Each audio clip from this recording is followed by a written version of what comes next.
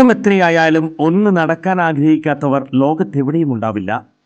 ലോകമെമ്പാടുമുള്ള ജനങ്ങളെ ഏതാണ്ട് ഒരേ രീതിയിൽ അലട്ടുന്ന പ്രശ്നമാണ് മുട്ടുതേയ്മാനം. 45 കഴിഞ്ഞവർക്ക് മുട്ടുതേയ്മാനം കണ്ടുവരുന്നുണ്ട്. മുട്ടുതേയ്മാനം സംഭവിച്ചവർ മുട്ടുമടക്കാൻ പോലും കഴിയാതെ വീടിനുള്ളിൽ ഒതുങ്ങിക്കൂടേണ്ടി വരുന്ന അവസ്ഥയാകും. അത്തരം രോഗികളുടെ ജീവിതം തന്നെ മാറുന്ന വിധത്തിൽ നൂതന സാങ്കേതിക വിദ്യ ഉപയോഗിച്ചുള്ള ശസ്ത്രക്രിയ പ്രചാരം നേടിക്കഴിഞ്ഞു. കൃത്രിമ മുട്ട് മാറ്റിവെക്കുന്നതിനായി സാങ്കേതിക വിദ്യ സ്വന്തം പരീക്ഷണാടിസ്ഥാനത്തിൽ കണ്ടെത്തുകയും അതിൽ വിജയം കാണുകയും ചെയ്ത വ്യക്തിയാണ് ഡോക്ടർ പ്രേംകുമാർ.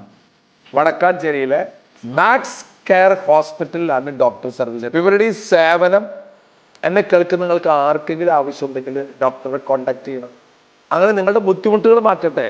ഞാൻ എൻ്റെ ജീവിതത്തിൽ എത്ര ചിന്തിക്കാറുള്ളൂ, ഞാൻ കാരണം ഒരു മനുഷ്യന്റെ ബുദ്ധിമുട്ടുകൾ മാറ്റാൻ പറ്റിയാൽ, എല്ലാ ബുദ്ധിമുട്ടും അവന്റെ മാറ്റാൻ നമുക്ക് പറ്റില്ല, ഒരു ബുദ്ധിമുട്ടെങ്കിലും മാറ്റാതെ രണ്ടെണ്ണം മാറ്റല്ലേ, രണ്ട്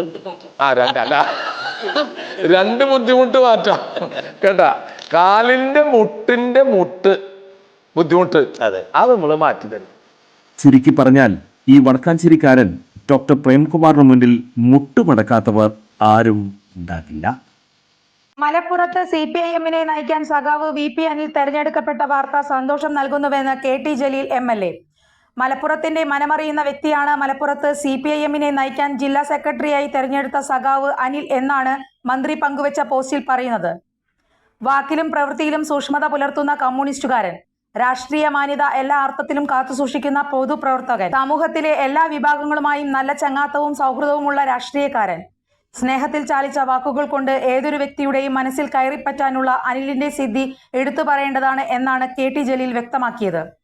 ജനങ്ങളുടെ നാടിമിടിപ്പ് അറിഞ്ഞ് പ്രവർത്തിക്കുന്ന VP അനിലിന് CPIM-നെ മലപ്പുറം ജില്ലയിൽ നയിക്കാൻ തീർച്ചയായും കഴിയുമെന്ന് അദ്ദേഹം പറഞ്ഞു. കൂടുതൽ വാർത്തകൾക്ക് ഞങ്ങളുടെ ചാനൽ സബ്സ്ക്രൈബ് ചെയ്യുക, Facebook ഫോളോ അപ്പ് ചെയ്യുക. വാർത്തകൾ വേഗത്തിലറിയാൻ Anytime News.